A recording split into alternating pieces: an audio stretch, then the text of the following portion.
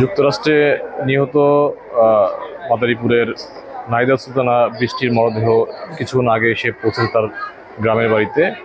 আজ বাদ আসর জানাজা শেষে পারিবারিক কবরস্থানে দাফন করা হবে। আপনারা দেখতে পাচ্ছেন কিছুক্ষণ আগে বৃষ্টিকে বহনকারী যে অ্যাম্বুলেন্স সেই অ্যাম্বুলেন্সটি এসে পৌঁছায় তার বাড়িতে। আর অ্যাম্বুলেন্স পৌঁছানোর সাথে সাথেই আত্মীয় স্বজন পাড়া প্রতিবেশী দের মধ্যে কান্নার রোল উঠে। সবার মধ্যেই একটা শোকের ছায়া নেমে এসেছে এই বাড়িতে। আসলে বৃষ্টি এবং তার পরিবার দীর্ঘদিন ধরেই ঢাকায় বসবাস করছেন। একজন মেধাবী শিক্ষার্থী হিসেবে সে পিএইচডি করার জন্য যুক্তরাষ্ট্রে গিয়েছিলেন।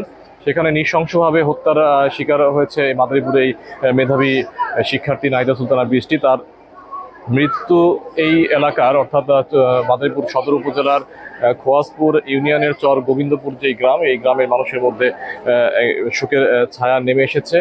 আসলে আমরা কথা বলেছি এই স্থানীয়দের সাথে, তাদের কাছেও বৃষ্টি এই এলাকায় একজন মেধাবী শিক্ষার্থী।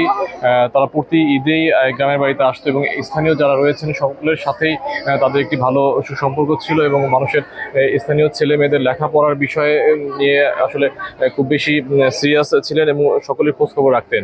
তার এই নৃশংস হত্যার যে খবর, এই খবর বাড়িতে যখন গ্রামের বাড়িতে এসে পৌঁছে সাধারণ মানুষের কাছে, তখন আসলে এই এলাকার মধ্যে একটা শোকের ছায়া নেমে আসে।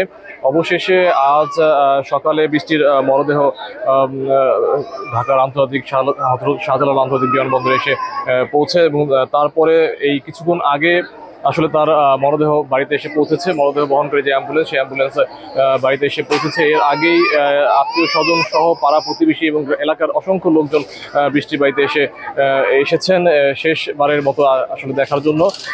স্থানীয়দের মধ্যে আসলে এই যে হত্যাকাণ্ডের ঘটনা, সেই হত্যাকাণ্ডের ঘটনা আসলে তারা বাকরুদ্ধ হয়ে পড়েছেন।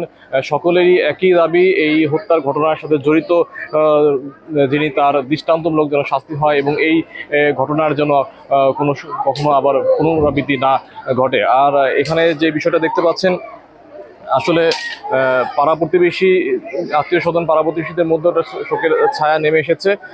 এই বাড়িতে সকাল থেকেই মানুষের বেশ ভিড় ছিল, তবে কিছুক্ষণ আগে অ্যাম্বুলেন্স আসার পরপর এই ভিড় বেড়েছে। মানুষের মধ্যে একটা শোকের ছায়া আমরা দেখতে পাচ্ছি। আজ পারিবারিক সূত্র আমাদেরকে জানিয়েছে আজ বাদ আসর তার জানাজা সম্পন্ন হবে এবং তারপর পারিবারিক যে কবরস্থান রয়েছে সেই কবরস্থানে তাকে দাফন করা হবে। এই মুহূর্তে আমরা বৃষ্টির বাড়িতে অবস্থান করছি। আপনারা দেখছেন আত্মীয় স্বজন সহ যারা রয়েছেন সবার মধ্যেই আসলে শোকের ছায়া নেমে এসেছে এবং তারা কান্নার রোল উঠেছে বাড়িতে।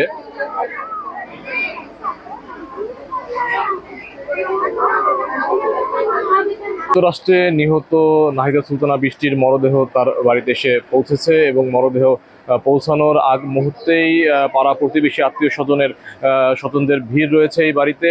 শেষবারের মতো বৃষ্টির মরদেহ দেখার জন্য আসলে সাধারণ মানুষের ভিড় এই বাড়িতে। তবে আজ এখন পর্যন্ত মরদেহ অ্যাম্বুলেন্সে রয়েছে। আমরা যতটুকু জানতে পেরেছি, যুক্তরাষ্ট্রে হত্যার পর তার মরদেহ আসলে গলিত অবস্থা উদ্ধার করা হয়েছে। স্বজনদের মধ্যে একটা আকুতি এখনো রয়ে গেছে যে আসলে শেষবারের মতো তার সন্তানদের বা স্বজন যারা রয়েছেন তারা বৃষ্টির শেষবারের মতো তার মুখ দেখার সৌভাগ্য তাদের হচ্ছে না। আজ বাদ আসর তার জানাজা শেষে পারিবারিক কবরস্থানে বৃষ্টির দাফন সম্পন্ন হবে। ইমতিয়াজ আহমেদ, বাংলানিউজ 24, মাদারীপুর।